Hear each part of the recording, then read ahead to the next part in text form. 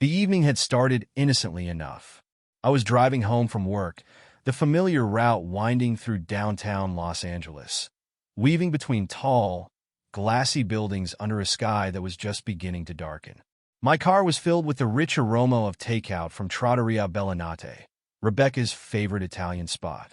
I'd called ahead to get our usuals, spaghetti carbonara for me, chicken piccata for her. And to top it off, I'd splurge on a bottle of Chianti we both loved, hoping to make this anniversary feel like we still cared. Our marriage wasn't in the honeymoon phase anymore, but we weren't exactly falling apart either. At least, I didn't think so. We've been busy lately, caught up in our careers, me and marketing, her in real estate.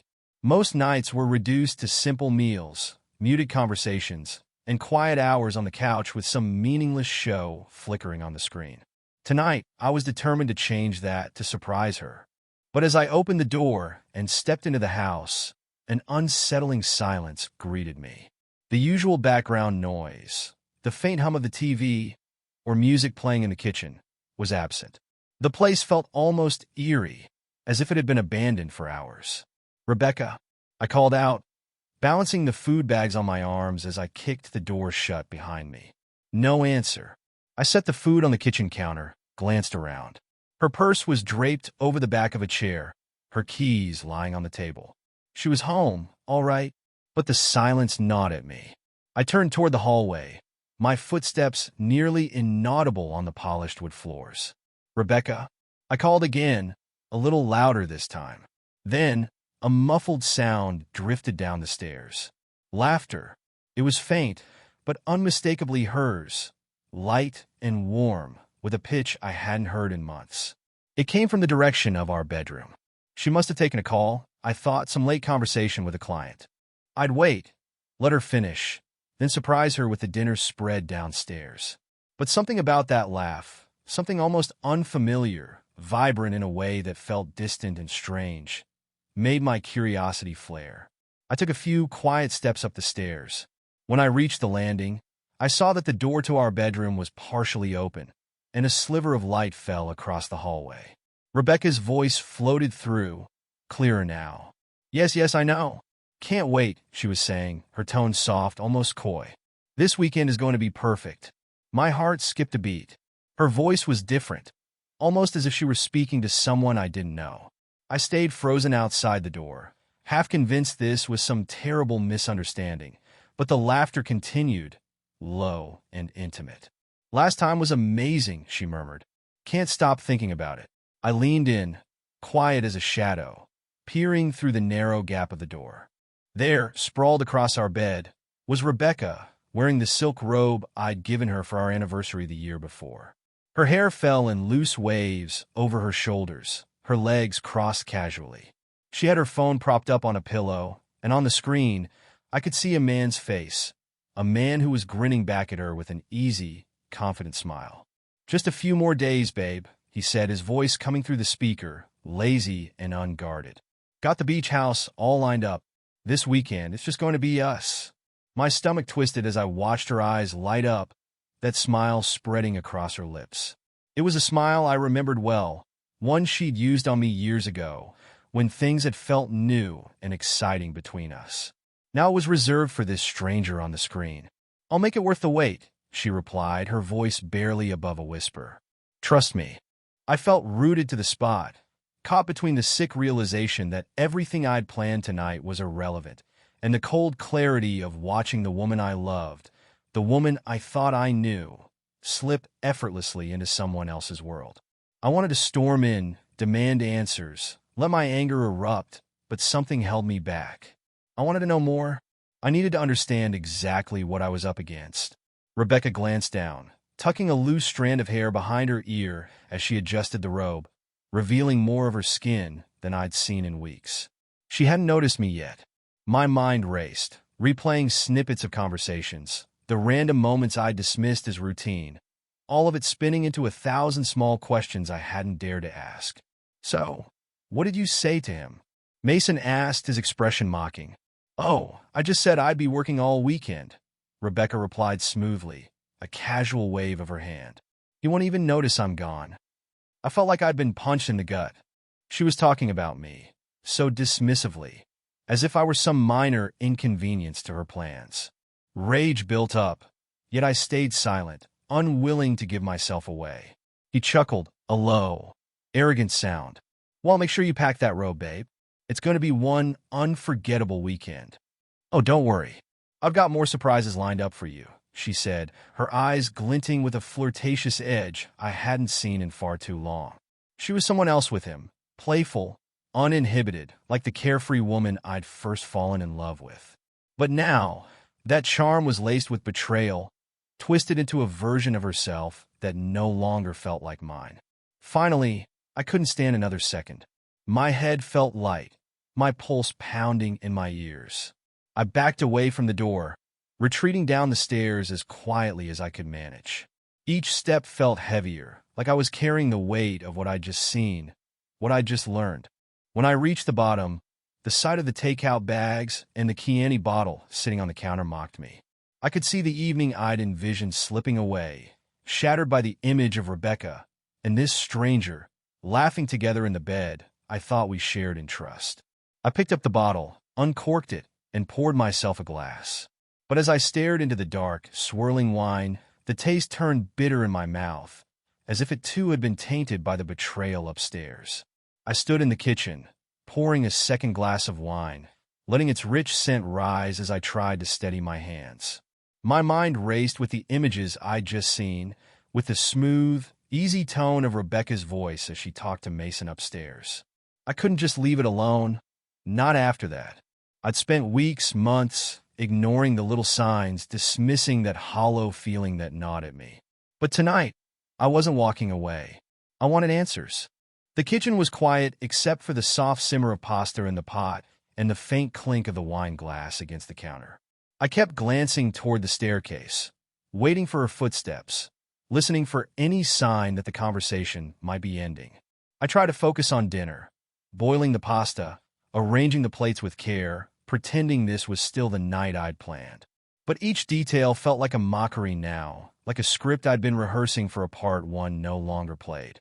Finally, I heard her voice trailing off, a faint, casual laugh, and then footsteps moving down the stairs. I quickly poured the wine and placed her glass beside mine, then leaned against the counter, masking the storm building in my chest. She appeared in the doorway a moment later, smoothing her hair, her robe now replaced by the usual blouse and jeans. "Oh, hey," she said, her voice light, like she hadn't just spent half an hour with another man on a video call. "I didn't realize you were home already." "Yeah, got in a little while ago," I replied, keeping my voice steady. I held up her glass, offering it to her. "Happy anniversary." "Right, of course." She took the glass, glancing down at the table where the pasta sat steaming, its aroma filling the room. "This looks nice." "You don't sound too thrilled," I said, letting a hint of the bitterness slip into my tone. She raised an eyebrow. "What's that supposed to mean?" I shrugged, watching her carefully. "Just that you don't seem all that excited to be here with me." "You were busy, I get it." For a split second, something shifted in her expression, a tiny flicker, gone as quickly as it appeared. But she recovered with a casual smile, taking a sip of her wine, leaning against the counter opposite me. "So busy," I pressed, my eyes narrowing as I held her gaze. She gave a little laugh, brushing a strand of hair back. "Mark, come on. You know how it is with work, clients, calls. It's just business." "Business?" I echoed, the word feeling sour on my tongue. Didn't sound like business. In fact, it sounded like a lot more than business, Rebecca. Her eyes flicked to mine, and her smile faltered, a hint of tension in her jaw. But then, as if flipping a switch, she relaxed again, leaning in close enough for me to smell the faint trace of her perfume. "Mark," she said, her tone softening, her fingers grazing the collar of my shirt. "Are you really going to make this night about some silly phone call?" I took a slow breath, wrestling with the anger pulsing just under the surface. What I saw, Rebecca, wasn't some silly call. You were... Before I could finish, she closed the distance between us, slipping her hand to the back of my neck, drawing me in. Her lips brushed mine, silencing whatever accusations had been on the tip of my tongue. And against all reason, I found myself leaning into her, the words lost, replaced by the unexpected heat of her touch. Her hand slid down, unbuttoning my shirt, her fingers trailing along my chest, inching lower. I knew exactly what she was doing, could feel the manipulation like a knife blade hidden in silk. But her hands, her mouth, they had a way of silencing every rational thought. The anger, the betrayal, the questions, they all faded as she pressed against me, unzipping my fly, her eyes meeting mine with a mischievous glint. "Don't worry about it," she whispered, her voice soft but commanding. "Tonight's about us. Just relax." And in that moment, as her lips traced along my jaw, I did. I let go, let myself fall into her distraction, her practiced touch. I'd spent all night craving connection, wanting something real between us, and now, even if it was tainted, I gave in. By the time I pulled away, my breathing uneven, my mind felt hazy, caught somewhere between desire and doubt.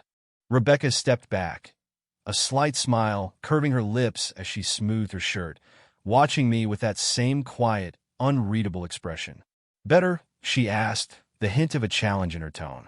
I swallowed, nodding slowly, though I knew nothing was truly resolved. She deflected, sidestepped everything I needed to ask, needed to understand. And worse, I'd let her.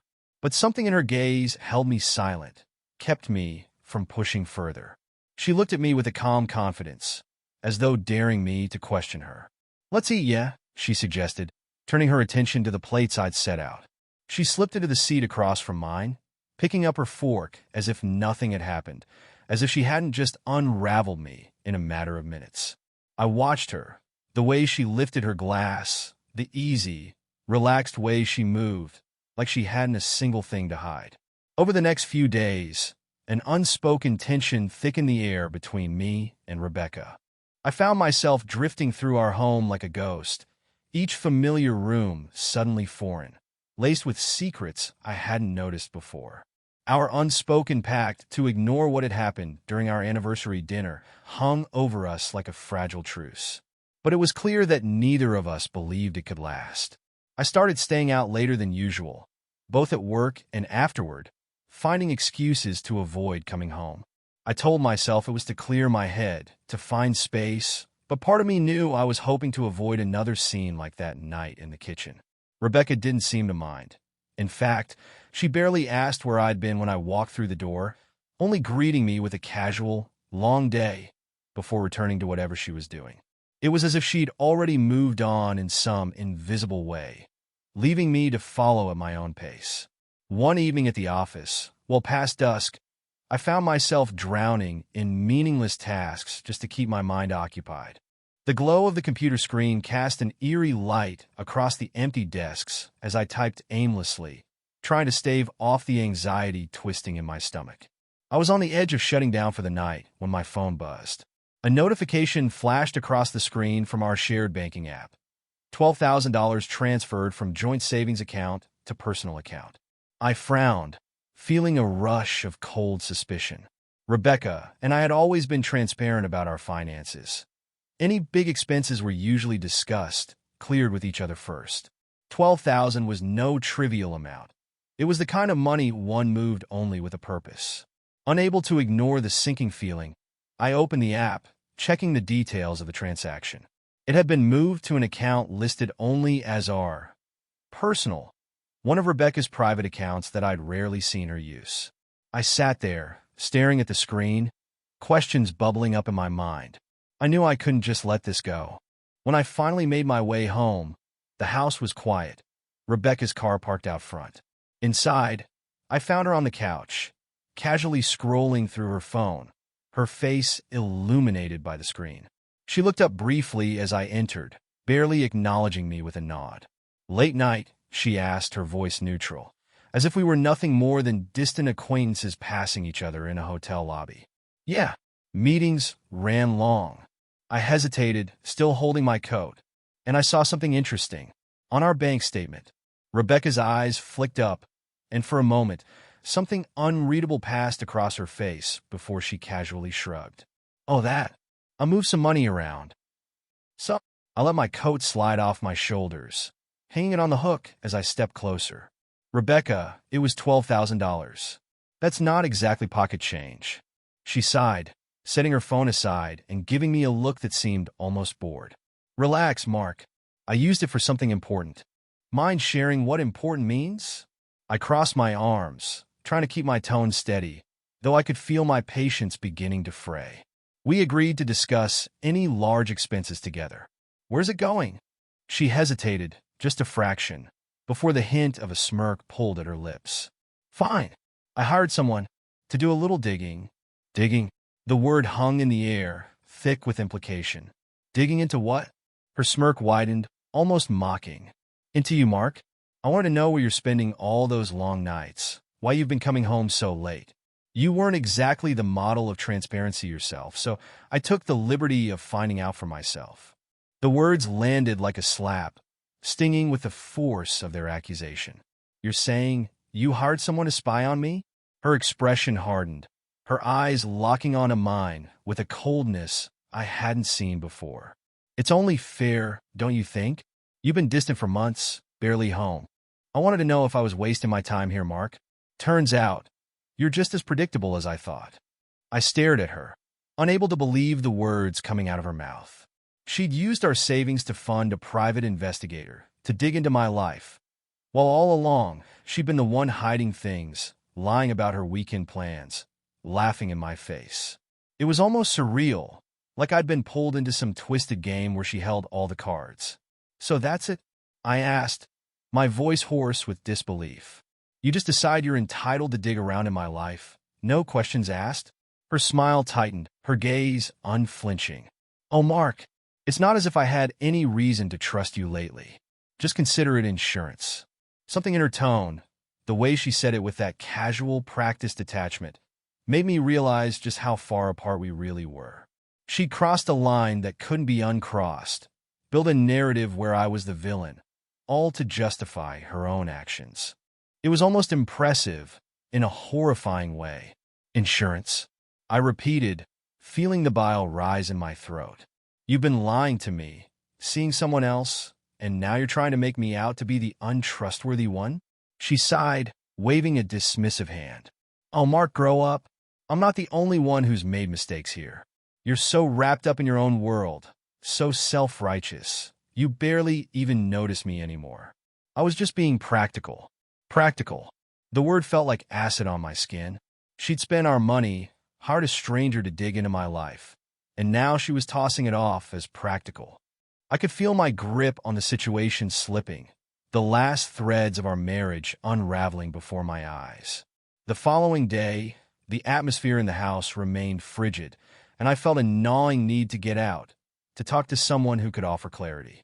So, after work, I messaged Jake, my closest friend since college, and asked him to meet me at Atlas Lounge, a swanky bar downtown where we used to unwind back in the day.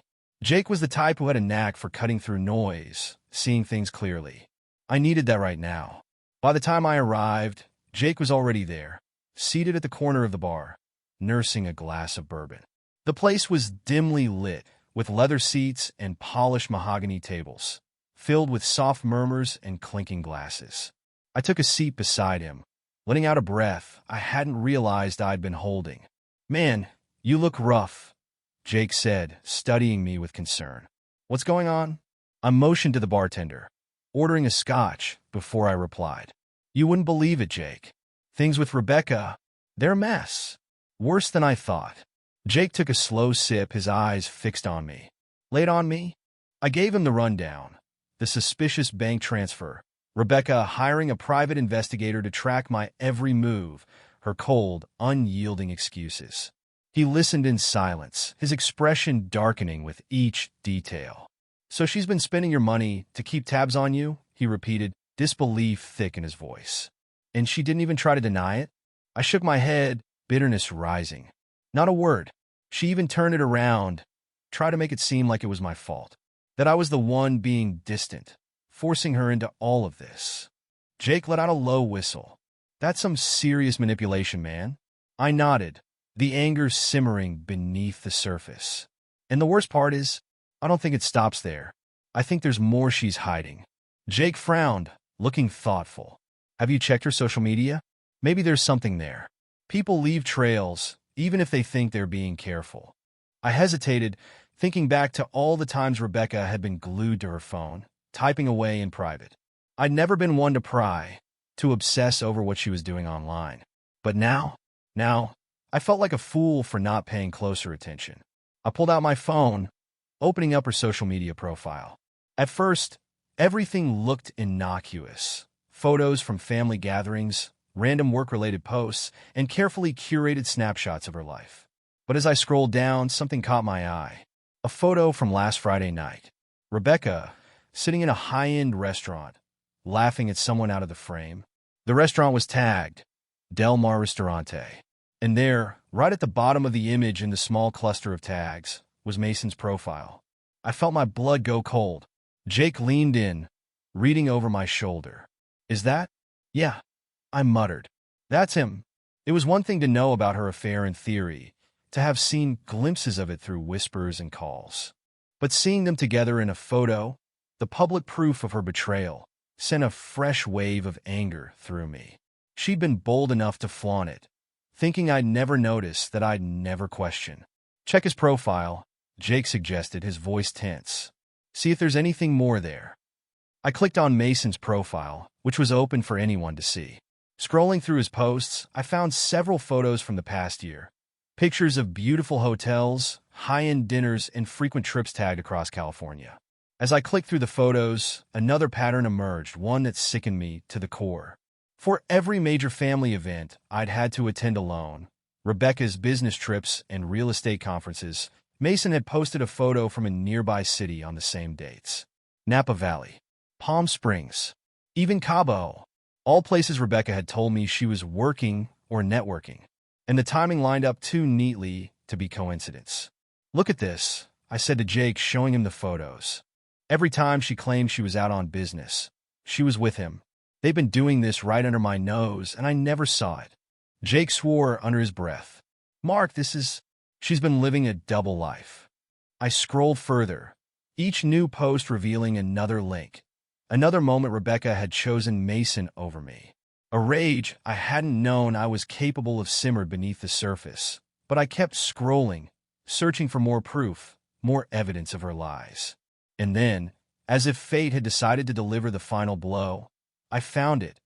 A private message thread between her and Mason, partially public due to a tag comment she hadn't fully hidden. The messages were a mixture of coded words, inside jokes, and phrases that reeked of their secret affair. I clicked into the conversation, scanning the messages, looking for any clear detail that might make her web of lies even more obvious. Near the middle of the thread, a message from her read, "Booked us a room at the Pines for next weekend. Told him it's another business conference. He won't even notice I'm gone." Another message popped up, further down, "Last trip was perfect and can't wait for our next getaway. We'll make it even better this time." The knot in my stomach tightened. All those nights, she'd looked me in the eye and told me about work trips, real estate events, out-of-town clients. She'd lied to me with such ease, slipping into her double life without a trace of guilt. And I'd been too trusting, too distracted, to see any of it. Jake shook his head, his face set in a grim line. "Mark, you need to confront her. There's no way you can keep living with this without getting answers. She owes you that much." I nodded, feeling the anger harden into resolve. "You're right. No more games, no more excuses. She's going to tell me everything." By the time I sat down in Gloria's office the next morning, the resolve I'd felt leaving Jake the night before had solidified into a cold, sharp determination. Gloria's office, all sleek glass and minimalist decor, mirrored the energy I needed, focused and unflinching. She sat across from me, sharp-eyed and attentive, a pen poised over her legal pad. "So," she began, her tone calm but direct, "you've decided to move forward with a divorce." "Yes," I replied firmly. "I can't live like this anymore. She's been lying to me for over a year, and I've found evidence of her affair. Photos, messages, even trips she disguised as business." Gloria nodded, her expression unreadable. "Good. That makes things clearer. But to ensure you're in the strongest possible position, we'll need more than just circumstantial evidence. I'll need documentation, proof of financial misconduct if any exists, and anything that shows she's been using marital assets for personal gain.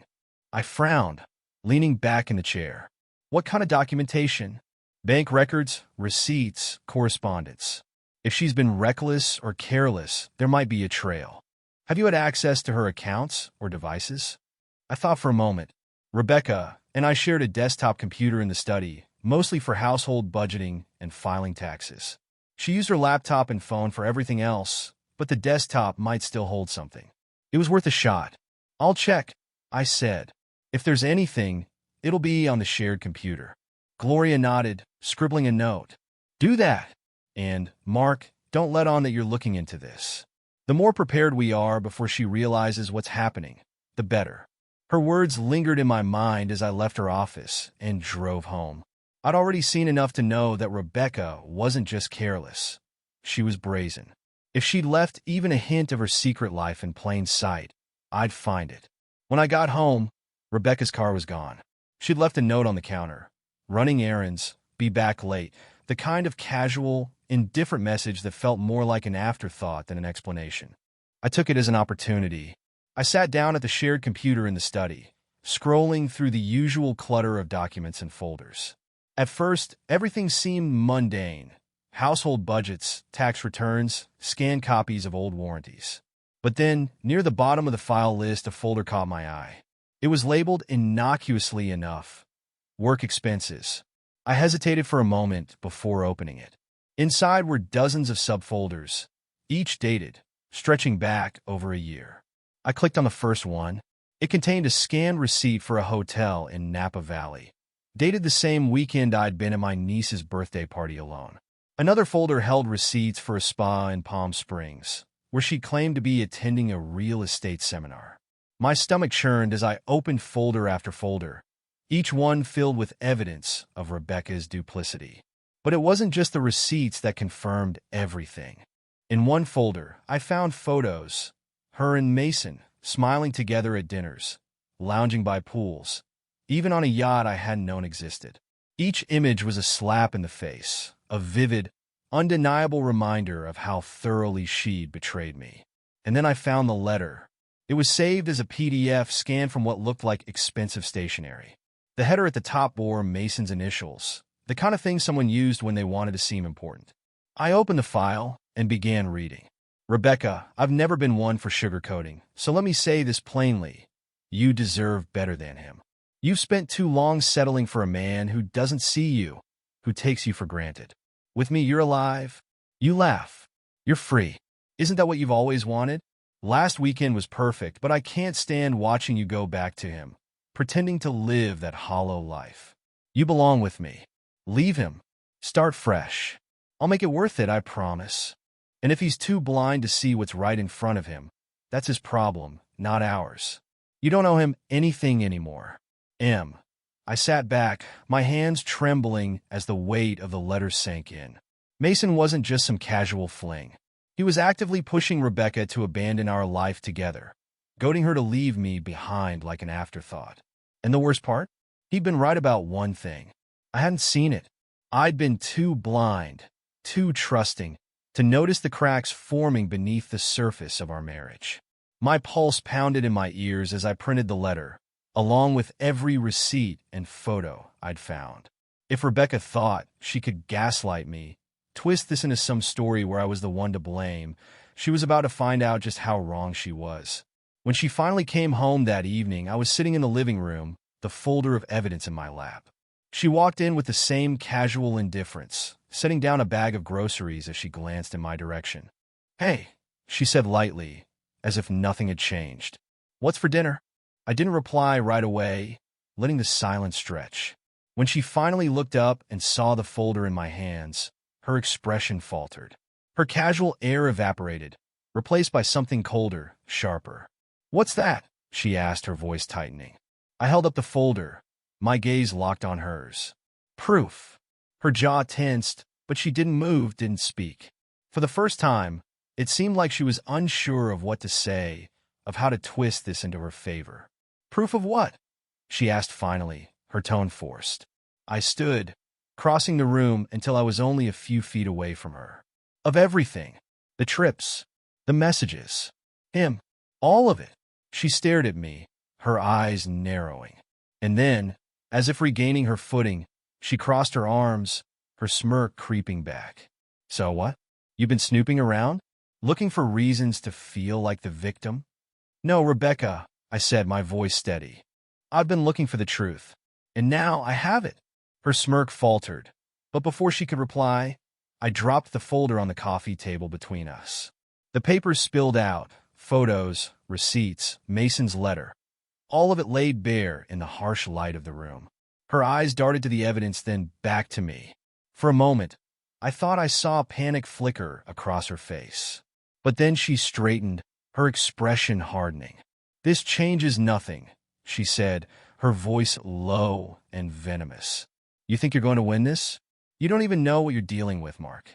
She turned on her heel, heading toward the stairs, but her words lingered like a threat. I hadn't yet settled into the rhythm of living alone. The new condo was sterile, almost clinical, with its clean lines and impersonal furniture, a far cry from the suburban home Rebecca and I had shared for years. The view, though, was breathtaking. The Los Angeles skyline stretched out in glittering splendor beyond the floor-to-ceiling windows, a constant reminder of how small and disconnected I felt. Most nights, I didn't even bother unpacking. The boxes stacked in the corners felt like they belonged to someone else. Tonight was no different. I sat at the kitchen counter with a half-empty glass of whiskey, scrolling through my phone without purpose. I wasn't looking for anything specific, just killing time. And then her name popped up in my inbox. The email subject line was blunt, almost disarming. The truth you deserve to know. My pulse quickened as I stared at the screen. It had been weeks since I'd seen her, since our last confrontation in the living room. Her threats, her venomous words, they had echoed in my mind like a broken record ever since. I hadn't expected to hear from her again, let alone through email. For a moment, I debated deleting it without opening it, but curiosity gnawed at me. I clicked it. Mark, I know I'm probably the last person you want to hear from right now. I don't expect you to forgive me, and I'm not writing this to try and make things right. I need to tell you the truth. About everything. You deserve that much, even if it's too late. The affair with Mason, it wasn't just a mistake or a one-time thing. It started over a year ago, during that trip to Napa I told you was for work. We've been seeing each other ever since. I know you've probably pieced that together by now, but I thought it was important to confirm it for you. To let you know, it wasn't a moment of weakness. It was a choice, and I kept choosing him. My grip tightened on the phone as I read those words. It wasn't like I didn't already know the extent of her betrayal, but seeing it laid out so bluntly was like reopening a wound I thought had started to scab over. She'd made a choice. Again and again. I took a sip of whiskey and kept reading. But that's not all. There's something else you need to know, something I've been avoiding telling you, because I didn't want to hurt you more than I already have. I'm pregnant. It's Mason's. I didn't want to admit it. Not to myself, not to anyone, but I've known for a few weeks now.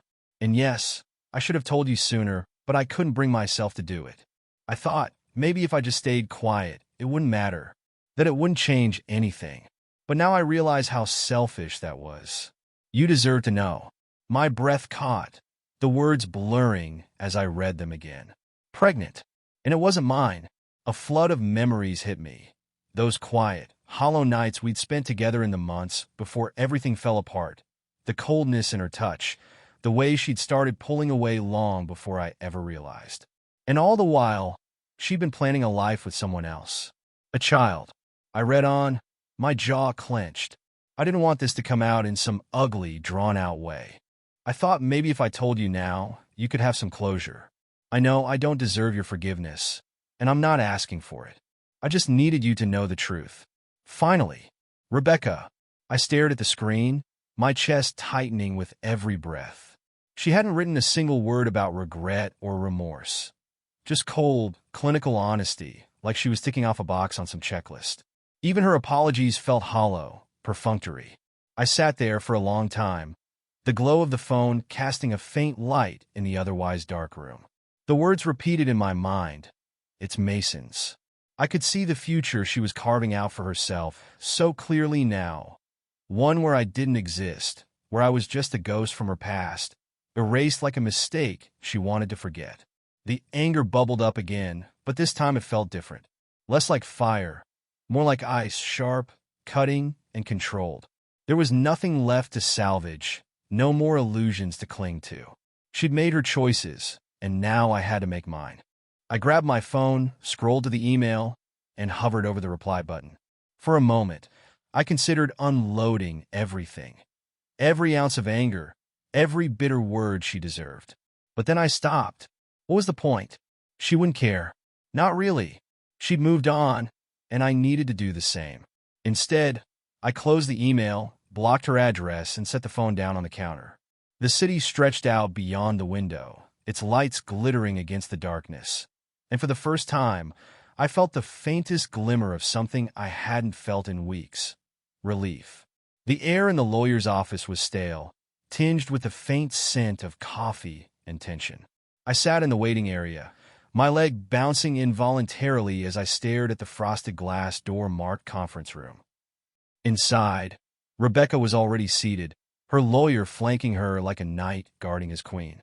I'd seen glimpses of her through the glass.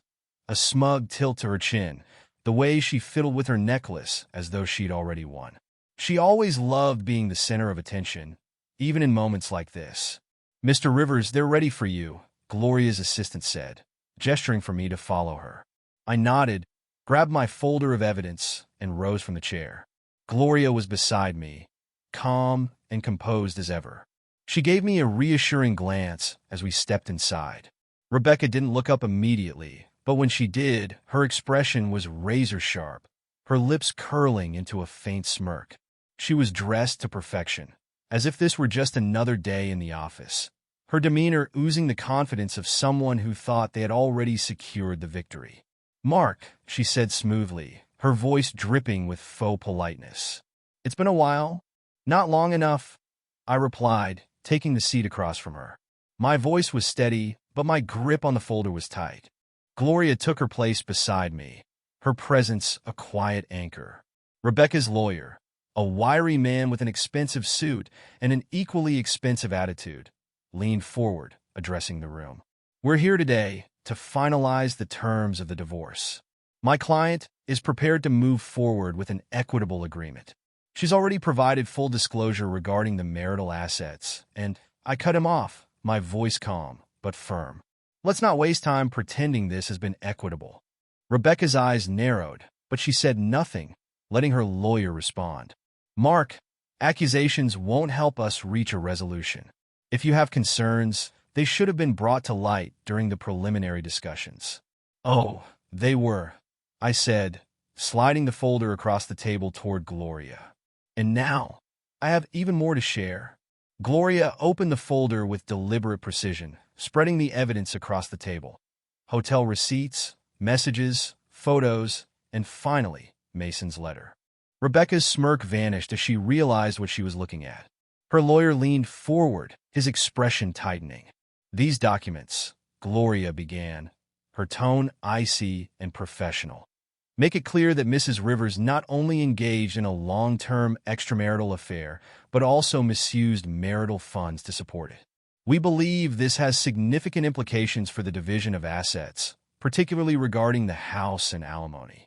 Rebecca's lawyer reached for the papers, flipping through them quickly. "This is hardly relevant," he stammered, though his voice lacked conviction.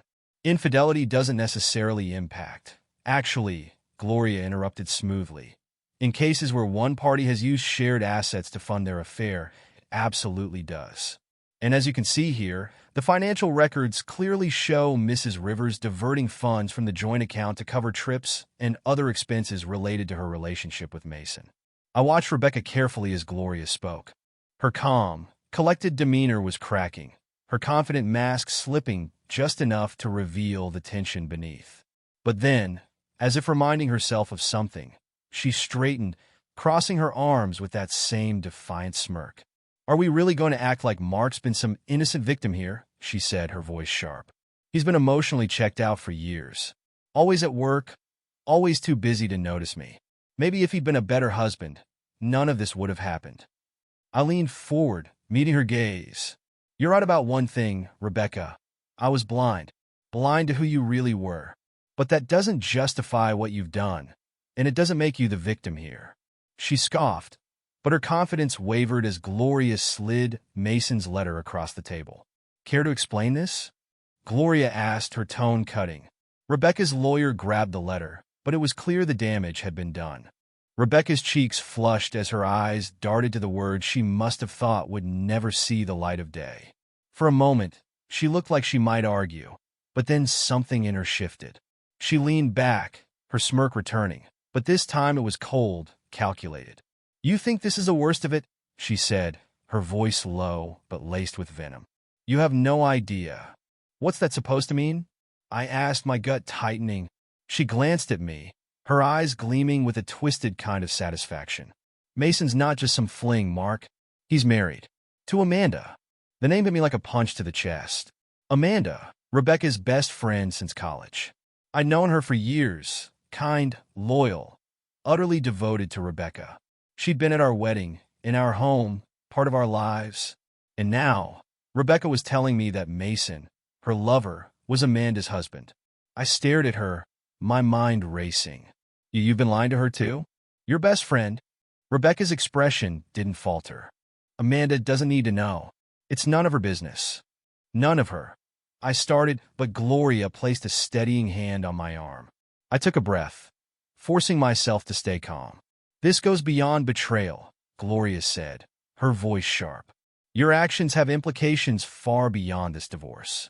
If you're willing to undermine your own friendships so thoroughly, it speaks volumes about your credibility. Rebecca's lawyer shifted uncomfortably, clearly blindsided by the revelation. But Rebecca didn't flinch. She leaned forward, her eyes locked on mine. You can throw all the evidence you want at me, Mark, she said, her voice calm and unyielding. But at the end of the day, you're still the one who lost. For a moment, the room was silent, the weight of her words hanging in the air. But as I looked at her, at the woman I once thought I knew, I realized she was wrong. She hadn't won. Not really. She'd burned every bridge, destroyed every relationship, and left a trail of lies in her wake. And now, she was alone. The meeting ended shortly after, the terms of the divorce shifting in my favor thanks to Gloria's meticulous presentation. Rebecca left without a word, her lawyer trailing behind her, but the damage she'd done would linger long after the papers were signed.